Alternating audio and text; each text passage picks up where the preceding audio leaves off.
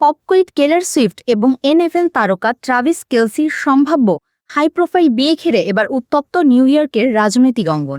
আগামী জুলাইয়ে new York সিটিতে হতে যাওয়া এই জমকালো বিয়ের নিরাপত্তা খরচের জন্য সরকারি বাজেট থেকে $2.5 লাখ দেওয়ার একটি প্রস্তাব নিয়ে শুরু হয়েছে তীব্র বিতর্ক। সাধারণ মানুষের ট্যাক্সের টাকা কেন এই ধনকুবের তারকা জুটির পেছনে খরচ করা হবে তা নিয়ে প্রশ্ন তুলেছেন অনেকে। এ নিয়ে বিস্তারিত থাকছে মিশাদ আফরোজের report.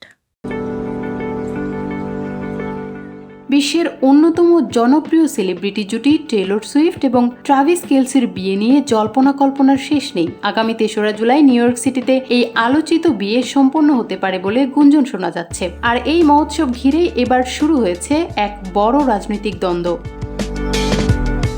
New York state অ্যাসেম্বলির Democratic সদস্যরা সিটির বিলম্বিত বাজেটে একটি চমকপ্রদ প্রস্তাব উত্থাপন করেন। প্রস্তাবটি ছিল টেলর ও ট্রাভিসের বিয়ের বিশাল নিরাপত্তা খরচ সামলাতে রাজ্য ট্রুপার বা পুলিশ মোতায়েনের জন্য বাজেট থেকে $2,50,000 বা $2.5 লাখ বরাদ্দ দেওয়া।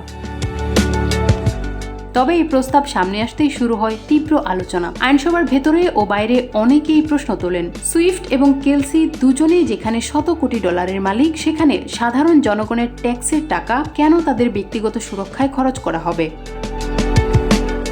বিতর্কের মুখে শেষ পর্যন্ত প্রস্তাবটি এজেন্ডা থেকে বাদ দিতে বাধ্য হন সংশ্লিষ্টরা। এই বাজেট বরাদ্দের বিষয়ে নিউ ইয়র্ক অ্যাসেম্বলির একজন অভ্যন্তরীণ সূত্র বলেন, আমরা যখন এই $2.5 লাখ প্রস্তাব নিয়ে আলোচনা করছিলাম তখনই স্পষ্ট হয়ে যায় এটি রাজনৈতিকভাবে বড় ধরনের বিতর্কের জন্ম দেবে।